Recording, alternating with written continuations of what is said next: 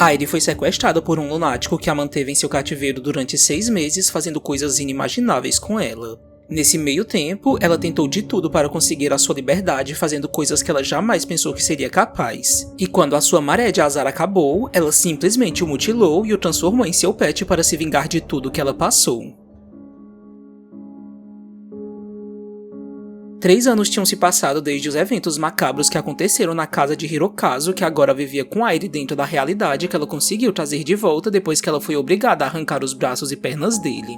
Ela eventualmente se casou com um homem chamado Yuto, que ela conheceu no evento de trabalho há 5 anos, o mesmo homem que ela já tinha namorado por alguns meses no passado e que ela chegou a comentar com Hirokazu numa de suas conversas. Todos acreditavam que Aire tinha conseguido a estabilidade na vida que todos querem alcançar. Um bom emprego, um marido ótimo e a perseverança de continuar acreditando que ser feliz era uma forma de se vingar das coisas que aconteceram no passado. Coisas que ela passou nas mãos de Hirokazu e de seu pai. Sempre que chegava em casa depois de longas entrevistas onde ela sempre tinha que mascarar um pouco a sua realidade, Aire não conseguia se manter apenas no que ela tinha conseguido. A presença de Hirokazu como seu segundo cachorro ainda era como um grande elefante na sala incapaz de ser ignorado. A mente destruída de Hirokazu tinha o colocado numa posição de insignificância tão grande que Aire não mais o via como um ser humano, e isso também dizia muito sobre a permissão que ela deu para si mesma para continuar perpetuando a monstruosidade que seu captor, que agora comia num pote para cães e fazia barulhos como um. Yuto nessa questão também não ficava tão longe. Sempre que ela trocava as fraldas de Hirokazu, ambos conversavam sobre ele não ser capaz de usar o banheiro para cães, mostrando a profunda frustração e repulsa que eles sentiam por aquilo que foi reduzido a um animal. Aire o achava asqueroso, a sombra de um homem doente que ainda lhe causava arrepios.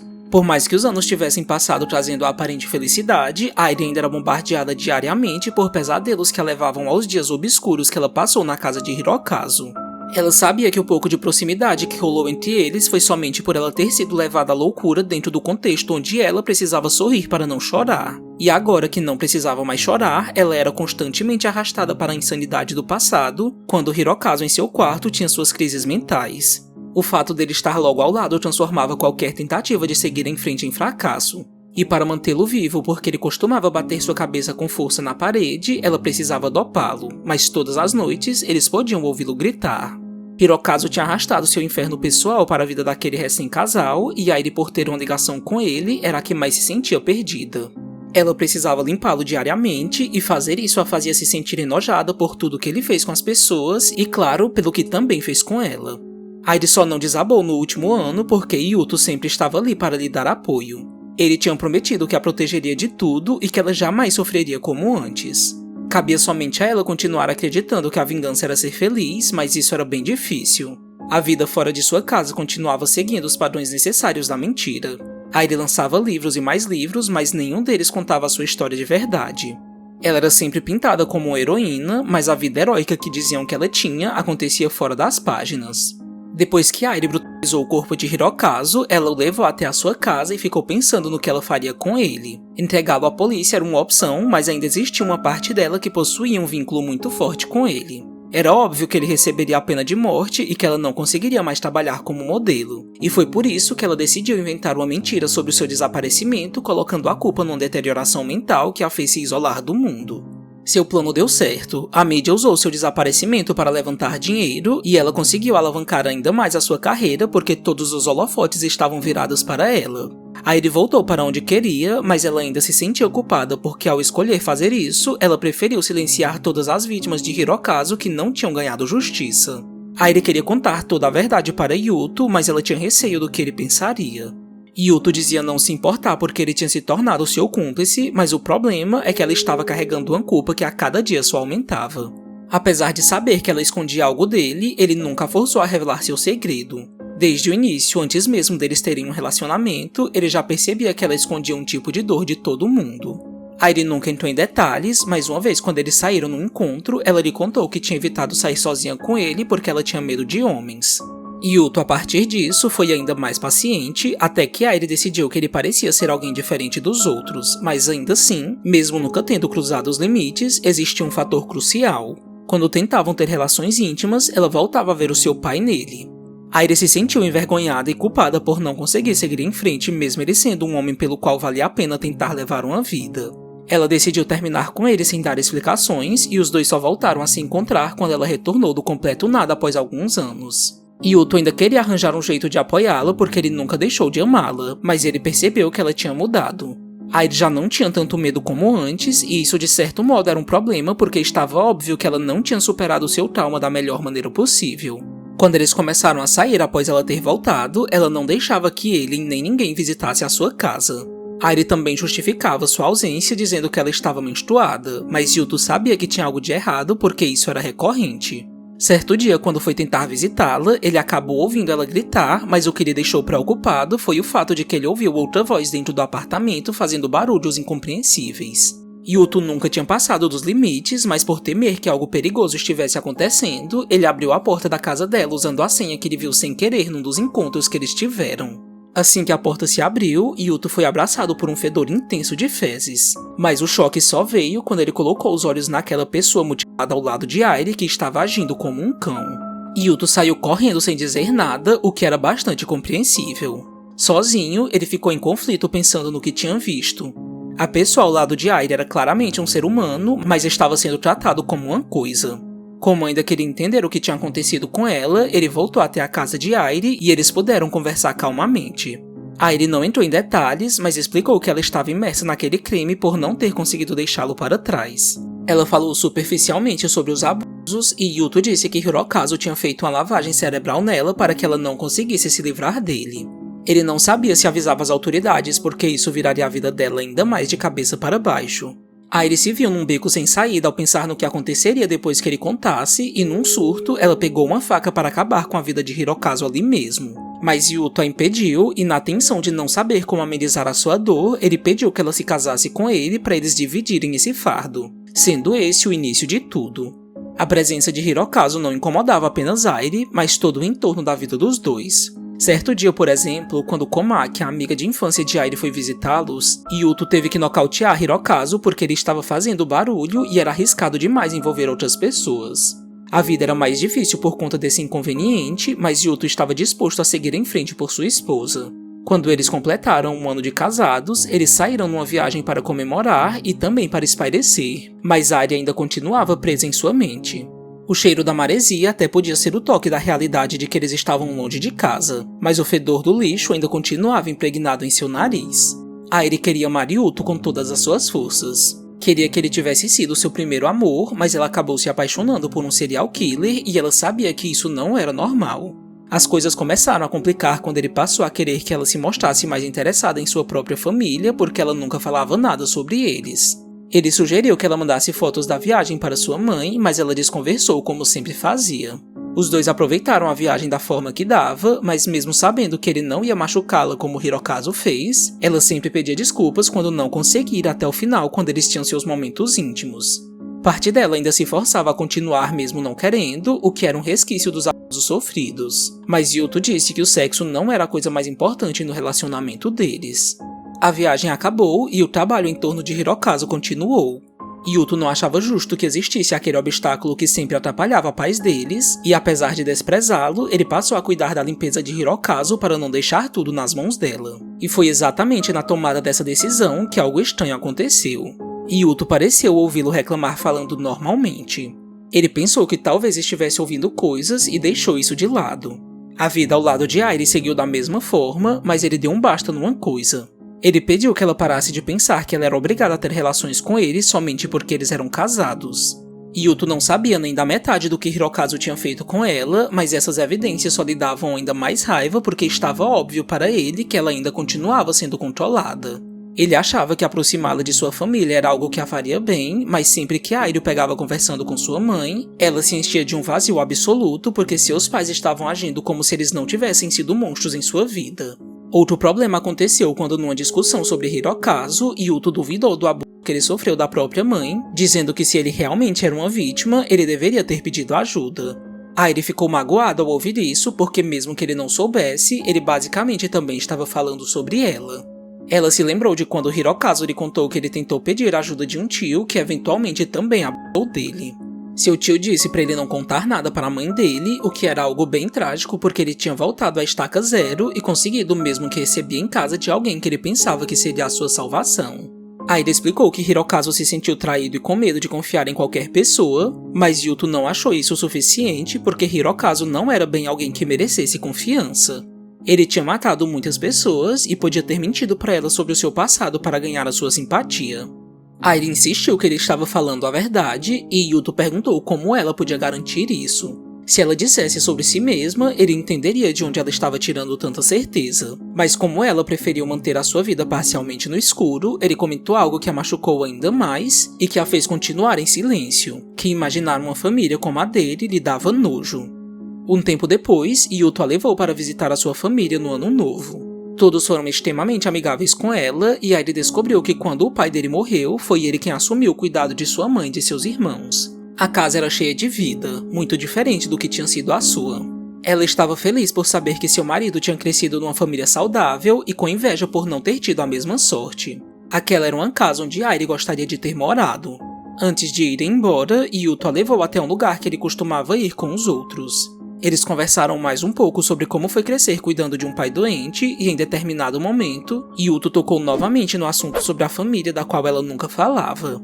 Ele pediu para que ela contasse sobre como foi a sua infância, que tipo de pai ela teve e como era a energia quando eles estavam juntos na mesa. Mas Airi paralisou ao lembrar e mentiu dizendo que não se recordava bem por conta da intensa rotina de trabalho. Num outro dia, quando saíram na folga dela, eles trombaram com uma criança e esse foi o assunto da vez. Airi tinha medo de ter filhos porque ela não queria sequer imaginar a possibilidade de acabar os machucando da mesma forma. Ela desconversou como sempre fazia e Yuto mais uma vez voltou a falar que ela precisava se reconectar com seus pais porque ela nunca queria saber sobre eles.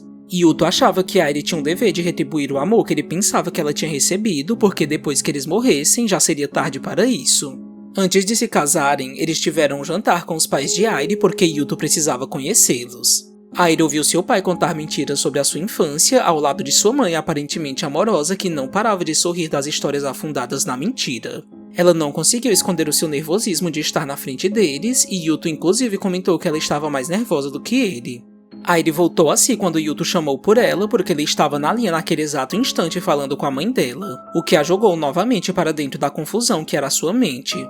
Sua mãe não era quem Yuto pensava, mas ela era boa em fingir. Airi pediu para que ele não continuasse na ligação, mas como ele não deu atenção, ela saiu correndo para um banheiro para não ter que lidar com aquela pessoa que nunca foi uma boa mãe para ela. A única coisa sobre a sua família que ainda importava para ela era que seu pai morresse logo para ele não fazer mais vítimas. Airi contou para Yuto que ela estava sangrando, o que não era uma mentira, mas ele não sabia o motivo para tantos sangramentos recorrentes. A mãe de Airi a culpava por ela ter sido porque ela achava que ela não tinha resistido e que inclusive havia seduzido o próprio pai, o que era uma hipocrisia muito grande porque ela chegou a ver a filha tentar lutar contra os abusos e ser espancada por isso. Chieko sempre partia para o caminho mais fácil. Ela cuidava dos ferimentos de Airi quando ela apanhava, mas nunca defendia das agressões. Airi chegou a pedir diretamente para que ela a salvasse, mas tudo o que ela disse foi que não podia, pois como uma dona de casa, ela não conseguiria viver sem ele. Airi implorou para que qualquer coisa fosse feita porque ela já não queria mais viver naquele lugar, mas Chieko continuou firme em sua decisão e a abandonou como sempre fazia. Airi chegou a ouvir ela falar com alguém no telefone sobre o que acontecia debaixo daquele teto. Chieko estava reclamando sobre não poder largar o marido porque ela não conseguiria sustentá-las. E inevitavelmente, assim como seu pai, ela também passou a ser alvo de sua raiva porque ela tinha feito uma escolha quando decidiu que não havia uma. Quando Airi entendeu que só podia contar consigo mesma e que o trabalho lhe daria o escape necessário, Chieko foi até ela pedindo que ela não fosse embora de casa. Ela chorou dizendo que seria deixada sozinha com aquele homem desprezível, mas Airi não sentiu nenhum pingo de pena. Pelo contrário, sua mãe só a queria ali para que ela fosse o seu escudo das perseguições de seu pai. Chieko disse desesperada e aos gritos que ela não podia abandonar a própria mãe. Airi ouviu isso de um jeito tão profundo que ela quase não se deu conta do que tinha acabado de escutar. Sua mente parecia ter parado por um instante e ainda assim não ter conseguido processar aquelas palavras. Chieko queria ajuda sem nem mesmo tê-la ajudado. Yuto decidiu entrar na conversa sobre a relação delas e disse que toda essa distância era de partir o coração e que ele tinha planejado uma surpresa. Ele queria que eles fossem no acampamento para aprofundar os laços com seus sogros. Airi ficou revoltada por ele ter feito isso sem consultá-la e os dois entraram numa discussão onde ele acabou dizendo que ela estava sendo imatura em não querer falar com sua mãe apenas por uma rebeldia qualquer. Ele jogou na cara dela que ela já era uma adulta e que ela tinha tido os valores distorcidos por Hirokazu para ver a própria família como seus inimigos. Airi perguntou de forma retórica se ele achava que ela estava ficando louca e quando os ânimos aumentaram, ele pediu a conta para ir embora. Ela sabia que ele entenderia o porquê dela não querer contato com seus pais caso ela falasse a verdade, mas destruir essa fachada faria coisas horríveis acontecerem. Coisas que ela queria evitar a todo custo. Yuto tentou conversar para resolver as coisas, mas sempre pontuando o que ele achava que ela tinha que fazer. Ele acreditava profundamente que não importava o motivo, a família sempre estaria ali para apoiar, e que mesmo agora ela não entendendo, as coisas caminhariam para um fim cedo ou tarde. Airi agarrou o estômago com força, tentando resistir às memórias dolorosas, tentando se esquecer de que ela tinha dado de seu próprio pai. E numa fraqueza emocional, se sentindo devastada, ela desmaiou num colapso mental. Airi acordou um tempo depois após ter tido um pesadelo de quando sua mãe a culpou por ela não ter usado preservativos. Já em casa, Yuto pediu desculpas por ter planejado algo em suas costas, mas ela deu de ombros evitando problemas que gerassem mais discussões. O seu estado mental foi catapultado para o regresso e ela passou a ver Hirokazu como a sua base de sustentação porque ele era o único que sabia da verdade. Não existia mais em seus olhos julgamento, desprezo ou nojo, apenas desejo de que ele pudesse falar com ela novamente. Quando sua mãe descobriu sobre a gravidez, ela fez uma expressão cheia de raiva, sentindo tudo o que Airi já não sentia mais por Hirokazu. Seus pais a levaram para uma ginecologista e ela foi obrigada a mentir que não conhecia a pessoa que tinha engravidado. Chieko e Tadashi também ensinaram o papel de pais preocupados que estavam decepcionados por a filha ter cedido aos desejos da juventude. Airi podia contar a verdade, mas ela estava com medo e acabou passando por um aborto que a encheu ainda mais de culpa. Airi ficou um tempo sem ir à escola. Sua mãe tinha contado para seus colegas que ela tinha pegado um resfriado e mesmo contribuindo com a mentira, tinha dias que era difícil manter um sorriso no rosto por muito tempo. Certa vez, quando estava dando uma entrevista, Airi foi questionada sobre sua família, um assunto que estava assombrando cada vez mais. Era como se o destino, nada satisfeito com a quantidade de tragédias em sua vida, estivesse colocando pessoas interessadas naquilo que mais a machucava. Airi tentou cuspir algumas palavras, mas ela estava arfando. Sua respiração ficou pesada e o seu peito se encheu de uma dor que a fez pensar que ela morreria ali mesmo. Ela estava tendo uma crise de ansiedade. Yuto foi chamado às pressas porque ninguém conseguia acalmá-la. Ele conversou com ela e disse que ela precisava da ajuda de um psicólogo porque estava claro que ela não conseguia mais seguir em frente só tomando remédios. Ele tentou tocá-la para lhe fazer um carinho, mas ela viu seu pai nele e recuou de medo, gritando um não. Yuto ficou extremamente preocupado e ela já não tinha mais forças para esconder de qualquer pessoa que estivesse vendo que ela não estava bem. Airi passou uns dias em casa para se recuperar e Yuto cuidou de tudo para que ela focasse apenas em seu descanso. Mas ela tinha passado a ver alucinações de si mesma de quando mais jovem, uma versão que lhe dizia coisas que ela pensava sobre si mesma. Os ataques noturnos pioraram a cada noite e Yuto já não sabia mais o que fazer. Ele estava de mãos atadas tentando ajudá-la, pedindo para que ela conversasse com ele, mas tudo que Airi verbalizou foi o seu desejo de morrer.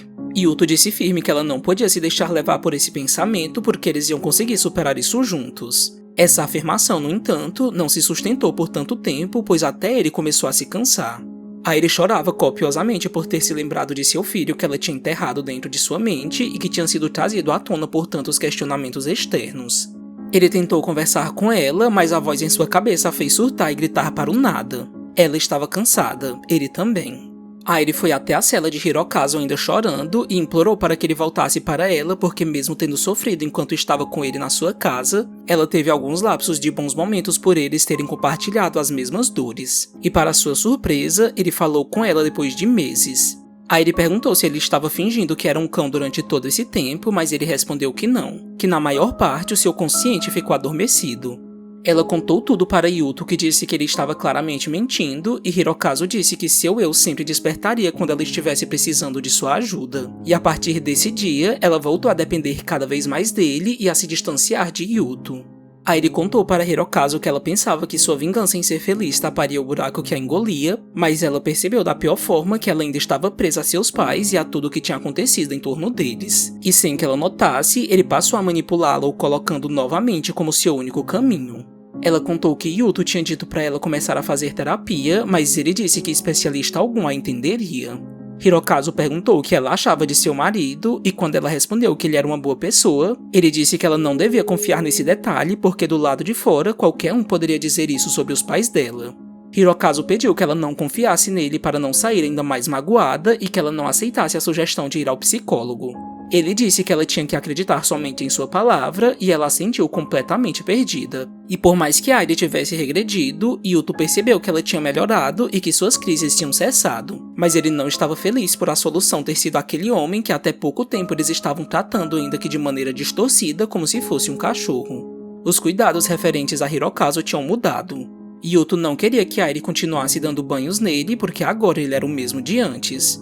Ele se ofereceu para fazer isso por ela e quase o matou quando Hirokazu jogou nele as suas provocações. Mas ele não fez porque Hirokazu disse que sem ele, ela voltaria a surtar porque ele era o seu suporte emocional.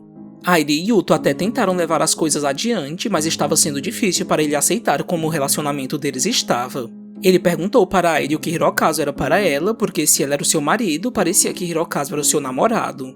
A proximidade de Airi com Hirokazu logo alcançou um patamar perigoso. Ele costumava bater sua cabeça na parede para usar a dor como borracha para seus traumas, e Airi logo ocupou esse lugar o maltratando a seu pedido. Yuto assistiu escondido toda a tortura que Airi fazia com ele. Ela estava entregue e sádica. Ele conversou com sua mãe sobre os problemas em casa, mas deixando em segredo o que de fato acontecia. Yuto estava em dúvida sobre pedir divórcio, mas parecia que essa era a única saída. Nagisa disse para ele dar mais um tempo para Airi. O problema é que Yuto passou a se sentir carente e uma colega de trabalho chamada Fuari notou isso e deu algumas investidas nele num momento de bebedeira que ela conseguiu com a desculpa de que queria falar sobre alguns projetos. Horas depois, Yuto chegou bem tarde em casa e Airi perguntou por que ele não ter atendido às suas ligações, mas ele apenas respondeu que estava bebendo. No entanto, Airi notou que a gola de sua camisa estava desabotoada e quando ela perguntou com quem ele estava bebendo, ele se irritou porque não era como se ela se importasse. 3 dias depois, ele foi entregar para ela um pacote que a mãe dela tinha enviado e quando Airi mudou a expressão de seus olhos para uma expressão costumeira que ele odiava, ele só se sentiu ainda mais distante dela. Quando ele bebeu com Fuari, ele conseguiu colocar para fora um pouco de sua frustração a respeito de Airi. Fuari perguntou se ele estava deprimido por sua esposa ter um caso extraconjugal, mas ele respondeu que não. Yuto tentou explicar sem dar muitos detalhes que o problema estava numa terceira pessoa que era mais especial do que ele, e ao ouvir isso, ela perguntou como isso não era traição se Airi estava interessada em alguém que não era ele. Ele ficou nervoso ao ouvir isso e após ele sair para ir ao banheiro, ela aproveitou a sua ausência para colocar uma substância em sua bebida que ia acelerar a sua embriaguez. Fuari o beijou, mas Yuto a afastou no mesmo instante, só que ele estava fraco demais para tomar qualquer decisão. Sendo assim, ela o levou até um hotel e tentou ter relações com ele, mas ele foi mais forte e se desvencilhou dela dizendo que ele precisava resistir por sua família. Fuari questionou o motivo dele ser tão devoto a Airi e constatou que ele era nada menos do que o escravo de sua esposa. E por mais que Yuto tivesse negado, ele tinha chegado num ponto onde tudo que ele ouviu parecia ser verdade pela forma como Airi estava tratando o relacionamento deles. Ele a confrontou dizendo que entenderia caso ela estivesse interessada em qualquer pessoa, mas que nada o faria aceitar que esse alguém era Hirokazu por tudo de horrível que ele fez com ela no passado. Uma discussão estava prestes a acontecer, mas ela foi interrompida por uma ligação do pai de Airi. Tadashi tinha obrigado sua esposa a tentar convencer Yuto para eles passarem um ano novo juntos. No trabalho, ele continuava se vangloriando do sucesso de sua filha, mas quando estava sozinho, ele extravasava sua perversidade em relação a ela, se queixando de que ele ia saciar a sua vontade quando eles se encontrassem porque ela nunca deixou de ser o seu brinquedo. Mas enquanto se tocava, ele ironicamente teve um AVC e acabou falecendo. Esse era o motivo da ligação. Quando morava com ele, Airi rezava todos os dias para que ele não voltasse. Ela pedia aos céus para que algum acidente acontecesse e tirasse a sua vida ou que alguma doença terrível a cometesse, e embora tivesse demorado, esse dia enfim tinha chegado. Yuto foi com Airi para dar apoio à sua mãe que estava debruçada sobre o corpo do marido, chorando em lamentos extensos sobre como seria sua vida sem ele, mas Airi estava indiferente. Ela tinha esperado por isso, mas não lhe veio nenhuma satisfação porque ele fez o que bem queria com ela por muito tempo. Ela sentia que Deus não tinha o punido. Airi verbalizou que ela sentia fazendo pouco da dor de sua mãe, dizendo que não havia o que ser feito porque as pessoas sempre morriam. E ao dizer isso, Yuto ficou revoltado com a sua falta de sensibilidade. Na noite passada, assim que eles ficaram sabendo da notícia, Yuto tratou de fazer tudo o que eles precisavam para o funeral, mas ele ainda não conseguia entender como ela podia não demonstrar nenhuma tristeza. Era difícil para ele não comparar a reação dela com a sua quando seu pai faleceu.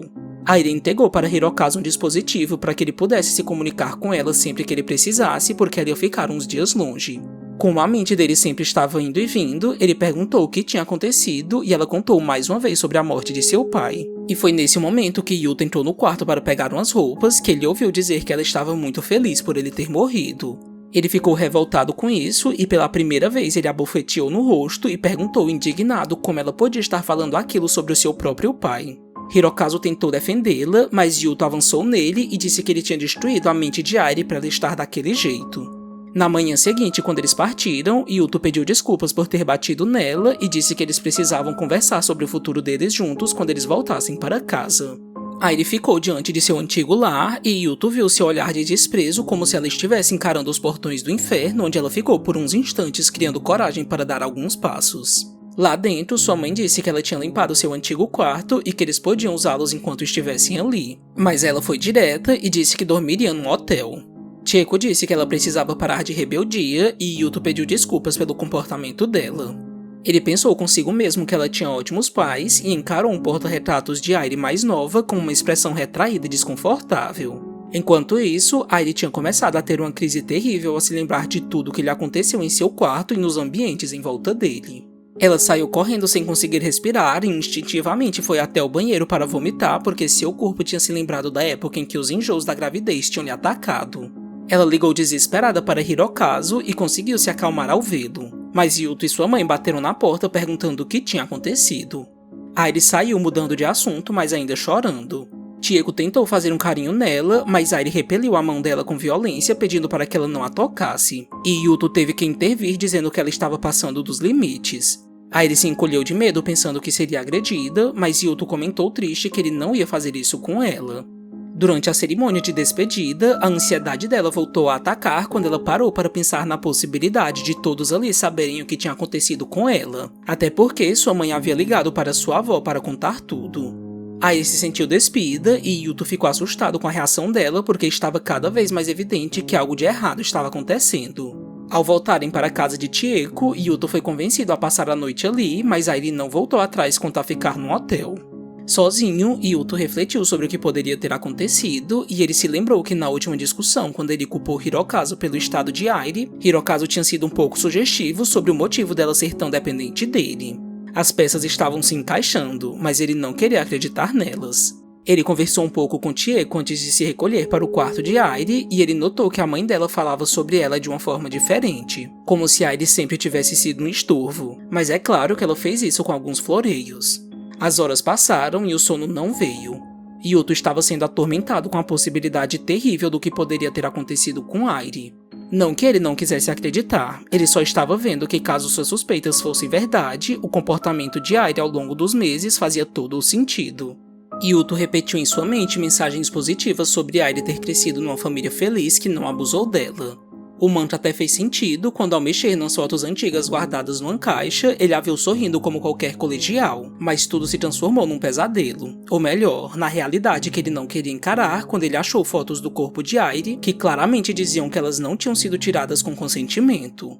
As palavras de Hirokazu sobre ele não ter sido aquele que quebrou Airi por dentro ressoaram dentro dele como uma explosão, e para sua surpresa, Chieko tinha entrado no quarto perguntando o que ele estava fazendo. Yuto tinha pensado durante todo esse tempo que abusos só aconteciam em famílias desajustadas, famílias estranhas que eram diferentes das dele, de Airi. Chieko viu as fotos e desconversou dizendo que teria mostrado os álbuns para ele durante o jantar se ele tivesse dito que queria vê-los, e assim, os dois decidiram ignorar o que estava óbvio.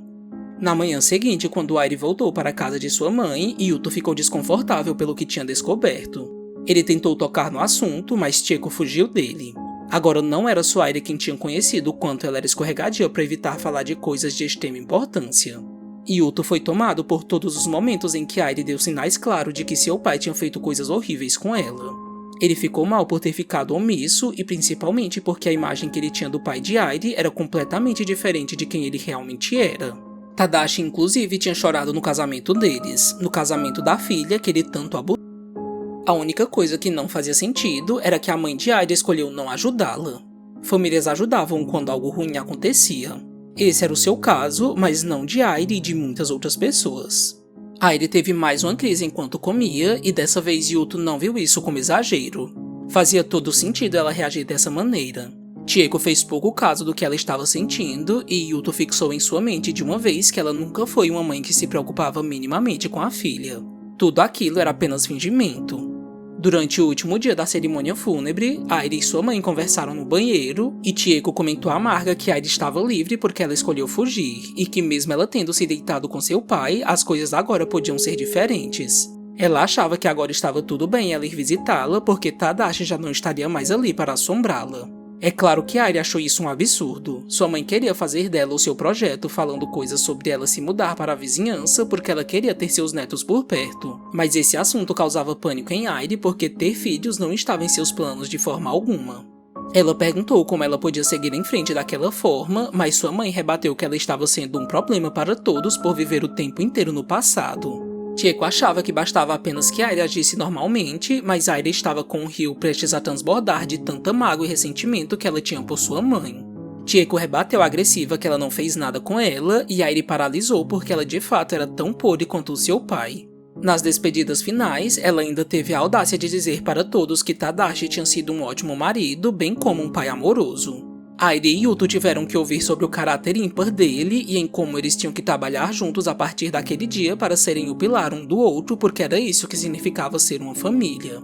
A avó de Airi inclusive a fez se curvar em respeito a Chieko, e quando Airi olhou em volta, ela viu que todas as lágrimas e semblantes tristes se encaixavam perfeitamente naquele teatro de marionetes. Chieko era uma mãe perfeita, Tadashi não era um estuprador. Todos, com sua exceção, estavam querendo transformar aquele fim numa linda história de família como se nada tivesse acontecido. E foi então que ela não aguentou. Airi enfiou sua mão em meio às flores para agarrar o colarinho de seu pai. Tudo aconteceu muito rápido e, para o choque dos que estavam ali, ela deu um tapa no rosto do cadáver. Chieko avançou nela falando para ela parar e Airi decidiu que não ia mais esconder. Por mais que todos soubessem, ela queria ser ouvida. Ela desabafou para sua mãe que ela nunca tentou protegê-la. Chieko se fez de desentendida tentando mudar o rumo da conversa, mas Airi não deixou que ela escapasse porque pela primeira vez ela ia encarar o quão falha ela tinha sido como ser humano. Airi disse que tinha falado para ela incontáveis vezes para não ser deixada sozinha com seu pai e que ela nunca tentou impedi-lo. A única coisa que ela fez a respeito foi levá-la para fazer o aborto, um trauma que ela ainda carregava. Yuto ficou em completo choque de estar diante da verdade terrível que chegou para ele da maneira mais brutal possível. Ele pensou no conceito de família e nas palavras macias e dolorosas que ele disse para ela sobre os parentes sempre serem aqueles com os quais alguém podia contar. Airi tinha chegado num resultado que ela tentou evitar a todo custo. Ela saiu correndo chorando e quando Yuto tentou impedi-la, ela respondeu no automático que ela não lembrava de nada do passado, como se ele tivesse lhe feito mais uma pergunta sobre sua família. Yuto não conseguiu dizer mais nada após ouvir isso. Ele estava quebrado por dentro de vê-la daquele jeito tão vulnerável, tão exposta e machucada. Airi saiu correndo pelas ruas sentindo uma devastação interior que só ela entendia. Ela não queria que ele soubesse da verdade porque ela sabia que isso seria demais para digerir. Airi se trancou num banheiro público, o mesmo que ela muitas vezes entrou quando queria um lugar para escapar do mundo e ligou para Hirokazu, o seu outro eu machucado. Enquanto Yuto tentava ligar para ela para saber onde ela estava, Hirokazu, que já sabia do que tinha acontecido, encheu a cabeça de Airi de devaneios, dizendo que ele podia estar do lado da família dela. Mas no instante em que disse isso, algo dentro dele mudou por um instante. O seu lado humano e gentil que vivia por debaixo de toda aquela camada de traumas emergiu e disse que Airi tinha que confiar em Yuto. Airi não entendeu o porquê da mudança abrupta de opinião, mas Hirokazu encerrou a ligação para lutar consigo mesmo, batendo sua cabeça na parede. Parte dele queria vê-la seguir em frente, enquanto a metade machucada desejava que ela se afundasse ainda mais naquele desespero. E quando essa pequena fração de bondade prevaleceu por aquele breve momento, ele ligou para ela para dizer a verdade que a faria deixar o passado ao menos um pouco para trás, que ele não era um deus que iria salvá-la. Seu eu criança falou por ele e pediu que ela não confiasse em nada do que ele dissesse e que ela contasse para Yuto sobre tudo que ela escondeu por tanto tempo. Airi se lembrou de quando ela começou a ir para aquele banheiro. No começo, quando tudo aconteceu, ela tentou ficar o mais perto possível de sua mãe, lhe ajudando a fazer as tarefas domésticas. Chieko ainda não tinha percebido o que estava acontecendo, mas quando Airi passou a esperar por ela depois do banho e a ir para sua cama no meio da noite, as coisas ficaram mais evidentes. Airi já não conseguia mais dormir porque ela ficava esperando pelo momento em que seria atacada no meio da noite. Por conta disso, ela passou a cochilar durante as aulas até encontrar aquele banheiro público que se tornou o único local que ela podia fechar os olhos sem esperar pela presença desprezível de seu pai. Hirokazu pediu que ela desse uma chance para seu marido porque ele era uma pessoa confiável e Airi enfim cedeu porque parte dela ter escondido a verdade dele era justamente por esse motivo. Ela não queria ser rejeitada por alguém tão especial quanto ele. Hirokazu contou que ele não conseguia ver a diferença nas pessoas para saber em quem ele podia confiar porque ele estava com medo demais de seguir em frente, mas que ela era diferente porque ela tinha aprendido que existiam pessoas verdadeiramente preocupadas com seu bem-estar, como Yuto e sua amiga de infância. Yuto ligou mais uma vez e Airi atendeu a ligação para enfim conversar sobre tudo. Ela percebeu que tinha escolhido não ser salva porque parecia ser mais fácil fingir que estava tudo bem para não ter que lidar com a realidade. Yuto também assumiu que talvez ele não quisesse enxergar o que estava óbvio. A mãe de Airi ligou para ele, mas ele mentiu dizendo que ainda não tinha encontrado e depois que desligou, ele pediu desculpas de todo o coração por não ter sido o suporte que ela precisava. Airi contou os motivos para ter mantido isso em segredo, mas disse que ao fazer isso, ela não lhe deu a escolha de ao menos tentar entendê-la. Ela desabou ao botar para fora o que sua família lhe fez e Yuto disse que eles não precisavam mais ir ao funeral porque ele queria ouvir tudo o que ela tinha para lhe dizer. Airi olhou nos olhos dele e também enxergou o óbvio, que Yuto sempre esteve ao seu lado e que ela foi a única que o rejeitou. Ele pediu que eles fossem para um outro lugar e no caminho, Airi disse que a sua certeza de não falar nada só aumentou quando ele comentou que Hirokazu era nojento por sua relação com sua família. Yuto ainda estava tendo dificuldade de processar que Airi realmente não teve a chance de pedir por ajuda, mas ele demonstrou paciência para desmanchar sua confusão, porque ele não queria culpá-la por nada. Ele disse que jamais poderia perdoar o pai dela pelo que ele fez com ela, mas ele admitiu que sentia pena de Chieko porque ela tinha escolhido criá-la apesar de toda a violência. A criação que Yuto teve cheia de amor deixava as coisas complicadas. Ele acreditava que no fundo Chieko a amava, mas Airi o cortou dizendo que se ela realmente sentia isso por ela, ela nunca teria agido do jeito que agiu. Yuto quis saber se ela não tinha nenhuma memória feliz e ela lhe disse que as coisas eram boas há muito tempo quando ela era uma criança, mas que isso não apagava todo o resto porque ela estaria melhor sem eles. Airi terminou a conversa dizendo que ele amava sua irmã e sua mãe não porque eles eram família, mas porque ele as amava como pessoas. Yuto ficou bastante pensativo depois disso, e quando a mãe de Airi ligou para saber onde eles estavam, a raiva tomou conta dele à medida que eles chegavam até a casa dela. A avó de Airi falou com ela e disse que ela precisava pedir desculpas à sua mãe por seu comportamento inadequado, mas Yuto interveio e perguntou se eles estavam falando sério porque parecia que eles não tinham ouvido nada do que Airi disse sobre o pai dela. Os familiares, no entanto, disseram que eles não tinham nenhuma prova de que Tadashi abusou dela e que tudo podia ser coisa da cabeça de Airi porque eles sabiam que ela estava passando por alguns problemas mentais. Chieko apareceu carregando a caixa com os álbuns de fotos, a mesma que Yuto encontrou quando dormiu na casa dela. Ele exigiu que ela entregasse as fotos para ele, mas ela se recusou e na briga elas se espalharam no ar e Airi viu seu passado impresso cair como uma chuva de vergonha e traumas. Airi pediu desesperada que eles não olhassem para as fotos e Chieko a encarou com uma expressão cheia de desgosto. Yuto reagiu na hora e sacudiu Chieko dizendo que ali estavam as provas que todos diziam que não existia.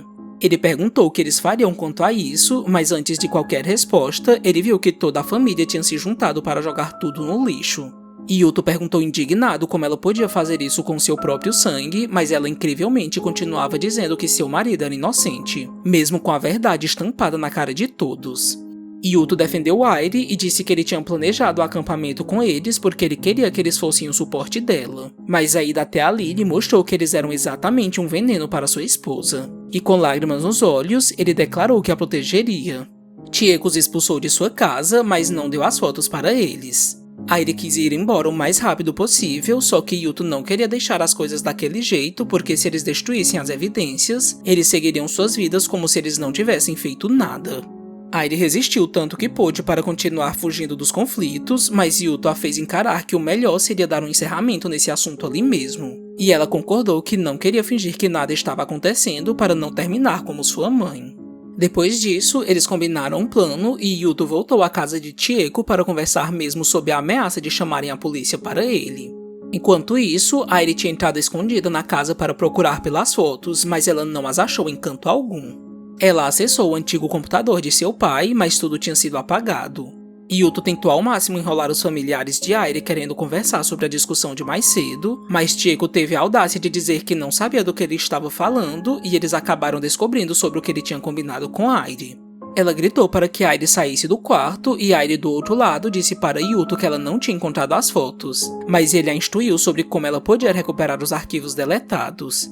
Chieko apanhou uma frigideira e enquanto ela batia na maçaneta da porta para abri-la, as duas discutiram sobre seus desentendimentos. Chieko esbravejou que ela não suportava ouvi-la gemendo com seu marido, novamente a culpando, mas Airi rebateu que ela não tornou as coisas mais fáceis fazendo biscoitos e sorrindo como se nada tivesse acontecido.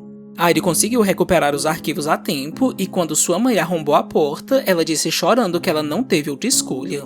Ambas tinham sofrido nas mãos de Tadashi e Airi também tinha presenciado várias vezes quando ele batia nela. Airi já sabia de tudo isso, que sua mãe era fraca demais a ponto de usá-la como escudo. Estava tudo bem ela ser o alvo desde que seu marido parasse de agredi-la. Yuto achou melhor gravar toda a discussão para ter provas daquela noite que parecia não ter fim. Chieko tentou arrancar o HD das mãos de Airi, mas Yuto a impediu e disse que ela não podia ser absolvida de sua omissão. Chieko se desvencilhou dele e gritou dizendo que ele não entendia nada justamente porque ele era um homem e ela como mulher não tinha voz. Yuto rebateu mais uma vez dizendo que ela podia ter chamado a polícia, mas Chieko estava mais preocupada no que os vizinhos falariam de um escândalo dessa proporção. Chieko acreditava que numa sociedade conservadora como o Japão, ela não tinha nenhuma escolha a não ser empurrar toda a sujeira para debaixo do tapete, mas Airi percebeu que ela só queria ser vista como uma vítima. Isso foi a gota d'água para Airi, que disse com frieza e desprezo que aquela conversa não ia para lugar algum porque sua mãe queria só falar por cima sem escutá-los. Mas Chieko não recuou e disse que ela não devia ficar com raiva dela, e sim de seu pai. Ela achava que Airi queria culpá-la porque era mais fácil atingir um alvo mais fraco do que ele. Chieko trouxe à tona que ela aguentou toda a violência de Tadashi, uma afirmação usada para dizer que ainda assim ela não reclamou. Airi disse que mesmo tendo ido embora, ela ainda continuava tendo pesadelos sobre o que tinha acontecido, e eles faziam-na sentir como se ela ainda estivesse enfiada naquela casa. E não só isso, o jeito que Chieko tinha olhado para ela a culpando por tudo, e as coisas que ela lhe disse também faziam parte de seus traumas. Airi não queria ser pintada como alguém que voluntariamente desejava chorar o dia inteiro para se ver como vítima. Ela jogou na cara de Chieko que ela era uma mulher que sempre fingia cegueira quando problemas aconteciam debaixo de seu nariz. Chieko se encolheu tapando os ouvidos da verdade indiscutível, mas Airi escolheu precisamente palavras duras porque a sua intenção era machucá-la da mesma forma. Ela disse que a odiava e que ela não era fraca como ela dizia, ela era simplesmente covarde demais para fazer qualquer coisa. Chieko tinha sido a única a não ser machucada porque ela tinha escolhido um caminho que não lhe proporcionou nenhum risco. Airi disse o que estava entalado em sua garganta há muito tempo, mas ela não se sentiu bem quando terminou. Airi se debruçou na porta sendo levada pelas emoções que a tinham feito resistir e dizer aquelas coisas. Ela chorou se questionando por que as coisas sempre terminavam daquele jeito e disse com a mais profunda das tristezas para Chieko que ela estava triste, que ela nunca pediu por uma mãe perfeita. Tudo o que ela queria era ser encarada para entender que ambas podiam ter passado pelos abusos.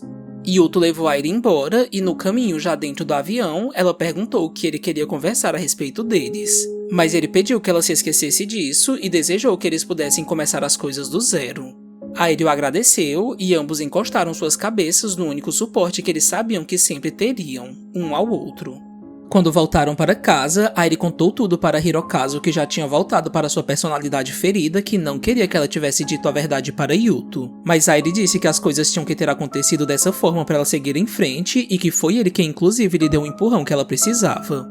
Chieko tentou entrar em contato com eles, mas Yuto se certificou de bloqueá-la e de procurar os meios legais para mantê-la longe deles.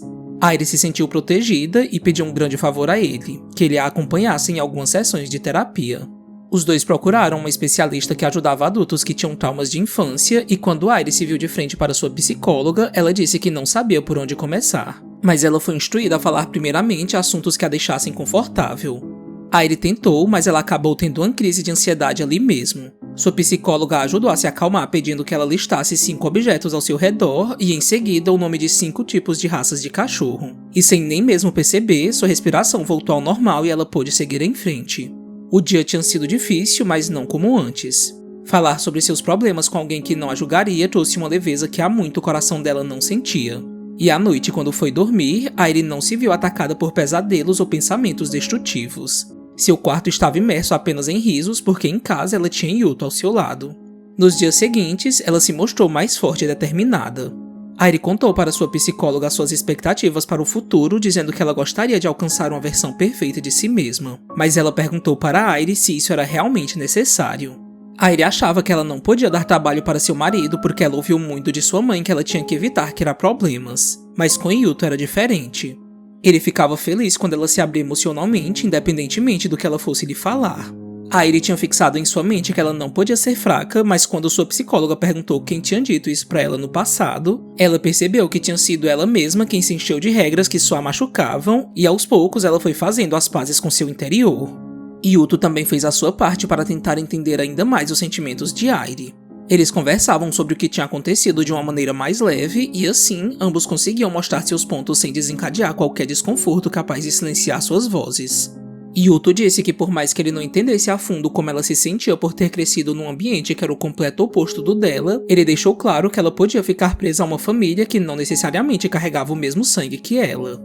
Ele queria que ela soubesse que ele sempre estaria ao seu lado, não tapando o passado ou substituindo pessoas, mas sendo aquele que ela podia contar sempre que sentisse a necessidade.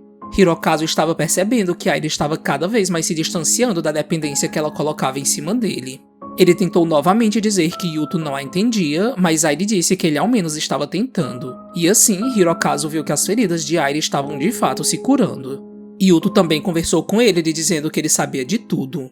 E por mais que fosse difícil falar de forma suave com alguém que tinha machucado tanto a sua esposa, ele estendeu a mão em sinal de paz, pedindo desculpas por ter julgado seu passado. Mas Hirokazu estava resistente a mudanças. Mais tarde, quando foi dormir, Airi refletiu sobre a sua relação com Hirokazu. Eles tinham chegado até ali depois de muita turbulência, como cães que lambem as feridas um do outro. Mas ter contado a verdade para Yuto, confrontado sua família e começado as sessões de terapia tinham colocado um pensamento em sua cabeça, que ela não precisava mais se apegar a ele.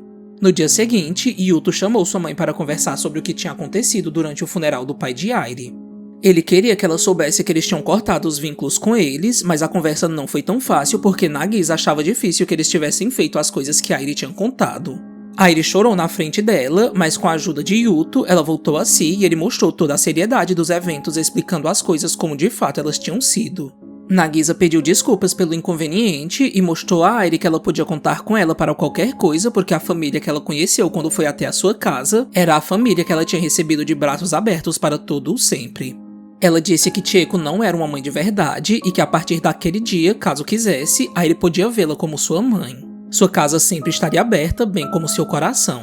Depois de toda a troca de emoções, eles foram até a casa dela e Airi conseguiu segurar o bebê da irmã de Yuto sem tremer ou se lembrar do filho que ela não teve. A irmã de Yuto comentou que Airi estava muito maternal e ela sorriu como uma evidência do seu processo de cura. Kedamonotate à primeira vista pode ser considerado somente como um mangá que fala sobre um crime terrível, mas na nossa opinião, ele é mais sobre o que acontece depois do crime. Essa história tem muitos pontos extremamente desconfortáveis e por mais que ela tenha o seu lado negativo em alguns aspectos, é interessante a forma como a dinâmica familiar de Airi, principalmente com sua mãe, é abordada. Chieko, como muitas mulheres que passam por relacionamentos abusivos prolongados, acaba deslocando a culpa para Airi tanto por uma competição inconsciente, quando ela fala com desprezo sobre ouvir os gemidos da filha mesmo num contexto de violação, quanto pelo medo social acima do medo da violência. Ela preferiu a preservação da imagem e foi justamente isso que contribuiu para um clássico da vida real, que abusadores raramente são vistos como monstros fora de casa, e temos alguns exemplos disso ao longo da história. Quando Tadashi é mostrado no seu trabalho recebendo elogios de seus colegas por apoiar a filha em sua carreira, quando do casamento de Airi ele chora mostrando ser um pai amoroso, e em seu funeral quando Chieko discursa sobre o homem maravilhoso que ele era. Airi se sentia perdida e sozinha porque ela também tinha escolhido o silêncio em prol da salvação, até porque falar não significava ser acreditada. Ela tentou a ajuda de Chieko e só descobriu que pedir socorro era o mesmo que destruir o equilíbrio que existia dentro de sua casa, e destruir esse equilíbrio parecia ser mais perigoso do que sustentar todo o abuso diário. Chieko colocou na cabeça dela que não criar problemas era quase como uma forma de sobrevivência porque era isso que ela fazia sempre que abaixava a cabeça para o marido. Airi não podia reagir porque ela acabaria escandalizando o que acontecia e denunciar seus pais seria denunciar a família cúmplice do crime. Já a relação com Yuto é onde o mangá definitivamente acerta. Yuto não é um personagem que aparece como um herói na vida de Airi. Ele é no começo tão ingênuo e idealista quanto qualquer pessoa que nunca viveu um abuso e que acha que a família é sempre suporte independentemente do que eles façam. E o seu amadurecimento acontece justamente quando ele para de projetar a sua vida na dela. Temos algumas ressalvas quanto à relação de Airi com Hirokazu, porque em certos momentos ela transforma o que viveu nas mãos dele em catapulta para sua melhora. E o fato dele estar quase que inteiramente ligado a um apelo sexual acaba minimizando a seriedade de alguns assuntos. Mas como a autora deixou sua história em ato por tempo indeterminado, não sabemos até onde o personagem vai agora com Airi sentindo que não precisa mais dele. De toda forma, existe uma linha tênue muito clara que para algumas pessoas possa soar que Airi foi tolerante demais, e até concordamos com isso em certo nível, mas mais num sentido de indignação porque a história de sua maneira tenta mostrar que vínculos traumáticos não desaparecem abruptamente, e no caso de Airi, ele só perdeu a sua centralidade. Kedamonotachi é um mangá bem complicado que caminha de maneira perigosa em alguns momentos. Como a própria Airi diz, não é uma história bonita. Ela mostra que pessoas machucadas também podem machucar outras e ainda assim serem vistas como humanas. Só que sofrer não é uma justificativa. A obra não vem com uma solução pronta, mas ainda assim nos diz que um dos caminhos é assumir a dor como parte da história sem permitir que ela delimite o futuro da vítima. Airi não terminou sem os seus traumas, mas ela aprendeu que podia escolher sem se esquecer do que aconteceu. A maioria das pessoas em sua volta estavam marcadas pela violência, mas o que a diferenciou deles foi o fato dela entender que ela não podia continuar vivendo uma mentira. Chieko, Hirokazu e a mãe dele sofreram e escolheram omissão e perpetuação da violência. Airi sofreu e escolheu romper tudo isso. Espero que você tenha gostado do vídeo e não se esqueça de deixar seu comentário sobre o que você achou da obra, de se inscrever no nosso canal e de indicar algum outro mangá que você acha que vale a pena ler. Enfim, até mais e nos vemos no próximo vídeo.